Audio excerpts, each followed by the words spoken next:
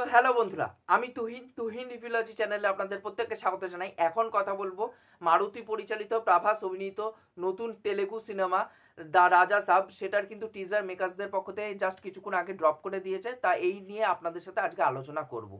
তা দেখুন, teaser review করার আগে একটা কথা আপনাদেরকে ছোট্ট করে বলতে চাই যে এই যে টিজার লঞ্চ ইভেন্টটা হচ্ছিল আন্ধ্রাতে, এবার সেখানটায় যখন একটা টিজার দেখানো হচ্ছে, ওখানটায় যেই পাবলিকরা থাকবে তখন ওই মানুষটা জায়েন্ট এলইডি স্ক্রিনের থ্রুতে ভালো করে দেখতে পারবে, এবং সাউন্ড সিস্টেমটা ওটা অনেকগুলো থাকে এবং ভালো সাউন্ড সিস্টেম থাকে বলে ওখানটায় ভালো করে সেগুলো শোনা যায়।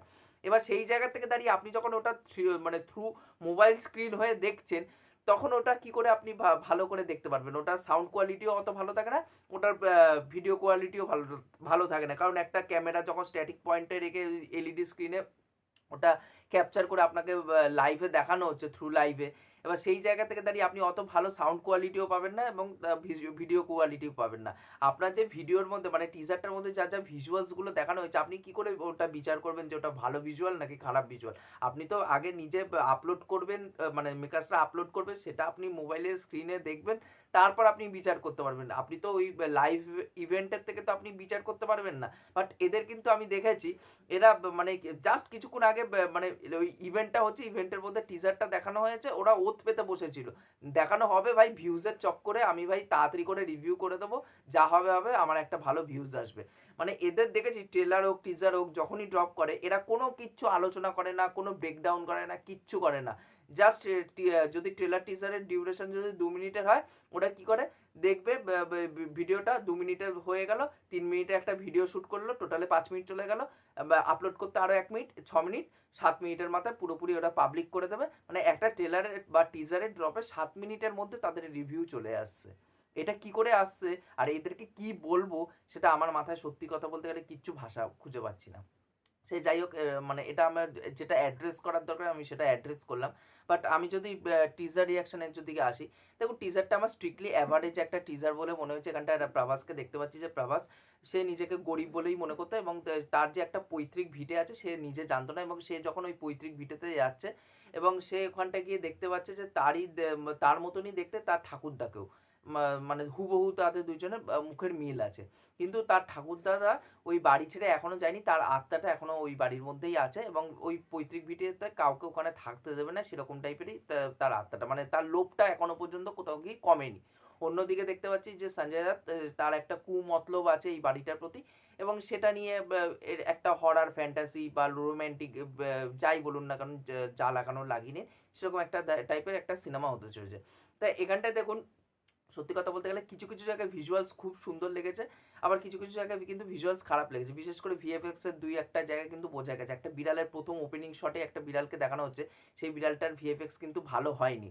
অন্যদিকে আমরা যদি ভিজুয়ালসের দিকে আসি, ভিজুয়ালস কিন্তু কিছু কিছু জায়গায় বেশ ভালো লাগছে, এবং যেটা শোনা গেছিলো যে প্রভাসের যেহেতু পছন্দ হয়নি ভিএফএক্স এর কাজ, সে কিন্তু ওটা পুরোপুরি বাদ দিয়েছে মেকার্সরা, এবং পরবর্তীকালে আবার ভিএফএক্স এর টিম আলাদা করে গঠন করেছিল প্রভাস, এবং তারা পুরোপুরি স্কুটনি করেছে ওই জিনিসটাকে করার পর, তারপরে গ্রিন সিগন্যাল দিচ্ছে, তারপরে এই টিজারটা আসছে, এবং সেটা আমরা দেখতে পাচ্ছি ভিজুয়াল এবং ভিএফএক্স এর কাজ কিন্তু বেশ ভালো লাগছে। সেই জায়গায় একটা প্রিমিয়াম কিন্তু ব্যাপার দেওয়া আছে, কিন্তু কিছু কিছু জায়গায় আবার খামতি বলেও মনে হয়েছে, এবং এখানটা সঞ্জয় দত্তের যে লুকটাও দেওয়া আছে সেটা কিন্তু খুব একটা ভালো লাগছে না, এবং তার থেকেও বড় কথা প্রভাসের না এই কমেডিটা না প্রভাসের হয় না, সবার দ্বারা সব কিছু হয় না, সে স্টার হোক সুপারস্টার হোক, সবার দ্বারা কমেডি বা অন্যান্য যেসব অ্যাক্টিং, অ্যাঙ্গার টাইপের, রাফ অ্যান্ড টাফ বা সোয়াগ, এটা কিন্তু সব হিরো বা হিরোদের দ্বারাই কিন্তু হয় না। এটা প্রভাসের দ্বারাই কিন্তু কমেডি কখনো হয় না। যদি আপনারা কালকি সিনেমাটা দেখে থাকেন, কালকিতে যখন যখন কমেডি করেছে তখন কিন্তু সেই জিনিসগুলো ধেড়েই দিয়েছে, সেটা নিয়ে কিন্তু বাজেভাবে ক্রিটিসাইজ হয়েছিল প্রভাস, এবং লাস্টে গিয়ে যখন জানতে পারি যে সে কর্ণ, এবং তার যখন ওই সোয়াগ লুকটা দেখতে পাচ্ছি, তখন কিন্তু মানুষ কিন্তু অনেক রেজোনেট করেছে, মানুষ কিন্তু ওই দিকটা সব থেকে বেশি ভালোবেসেছে, তার কমিক রোলটাকে কিন্তু অত বেশি অ্যাপ্রিসিয়েট করেনি। এখানটাও দেখতে পাচ্ছি যে তার কমেডি কিন্তু ভালো করে ফুটে কিন্তু আসছে না, এটা একটা সমস্যা বলে মনে হয়েছে আমার, কারণ প্রভাসকে কমেডিতে একদমই মানাচ্ছে না।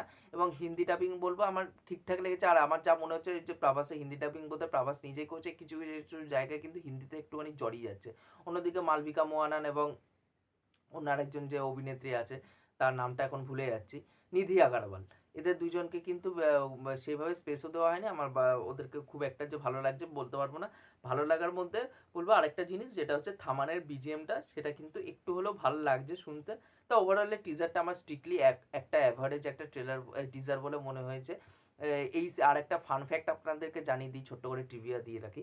এই সিনেমাটা নিয়ে কিন্তু মানে আন্ধ্রা তেলেঙ্গানাতে গ্রাউন্ড লেভেলে কোনো কিন্তু হাইপ কিন্তু নেই সাচাজ, কারণ আমার একটা বন্ধুর সাথেই কথা হচ্ছিল সেদিনকার, সেই আমাকে বলছিল, সে প্রভাসেরই ফ্যান, সে আন্ধ্রাতে থাকে।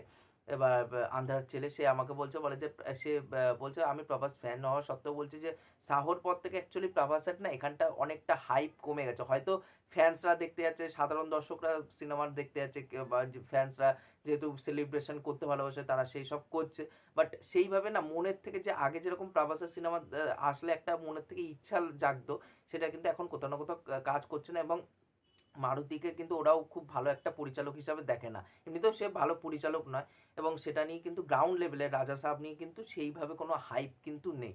তাই এবার দেখার ওখানকার স্টেটে, কারণ দেখুন প্যান ইন্ডিয়া লেভেলে এই সিনেমাটা কতটা ওয়ার্ক করবে আমার খুব সন্দেহ আছে, কারণ এই সিনেমাটা কিন্তু ক্রিটিসাইজ হতে চলেছে টিজার আসার পরে, কারণ সেইভাবে কিন্তু টিজারটা ভালো কিন্তু লাগছে না। এবার সেই জায়গা থেকে দাঁড়িয়ে কতটা কি ভালো লাগবে প্যান ইন্ডিয়া লেভেলে, তার থেকেও বেশি ওদের স্টেটে এই সিনেমাটা কতটা বিজনেস করে সেটাই হচ্ছে দেখার, কারণ ওদের স্টেটটাইকে মূলত টার্গেট করে কিন্তু এই সিনেমাটাকে বানানো হচ্ছে। আর দেখার বাদ বাকি কী হয়। তা আমার ওভারঅলে টিজারটা একদম ভালো লাগেনি। আপনারা কমেন্ট করে জানাবেন যে আপনাদের এই টিজারটা কেমন কি লেগেছে, আর এই সিনেমাটা নিয়ে আপনারা এক্সাইটেড কিনা সেটাও নিচে কমেন্ট করে জানিয়ে যেতে পারেন। আর এই ভিডিওটি ভালো লাগলে অবশ্যই লাইক শেয়ার সাবস্ক্রাইব করে পাশে থাকবেন, তাহলে মোটিভেশন পাবো নতুন নতুন ভিডিও বানানোর জন্য। এখনকার মতন টাটা, বাই।